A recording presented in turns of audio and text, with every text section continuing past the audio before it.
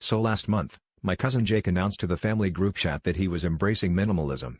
At first, we all thought this meant he'd finally stop hoarding broken earbuds and expired Hot Pockets, so we were pretty supportive. Jake dove in headfirst. He started posting inspirational quotes about joyful detachment and sent us a photo of his newly empty living room, which looked less like a living space and more like the aftermath of a particularly efficient burglary.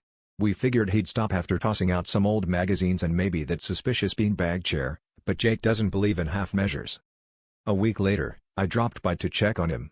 The front door was open, he said keys were material burdens, and inside I found Jake cross-legged in the middle of a completely bare room. No couch, no TV, not even a lamp. The only thing in the room was a single, slightly lumpy yoga mat. He greeted me like a Zen monk and offered me a seat, which meant I had to awkwardly share the yoga mat with him, both of us sitting crisscross applesauce, knees knocking like we were back in kindergarten detention. Word got out, and before long, the family started to worry that Jake had taken things a bit too far. My aunt tried to stage an intervention, but with nowhere for 12 people to sit, everyone ended up either standing, perched on windowsills, or fighting for a corner of the sacred mat. The conversation quickly devolved into a game of musical mat, in which one unlucky cousin had to hover in a squat every time someone got up to fetch water or question their life choices.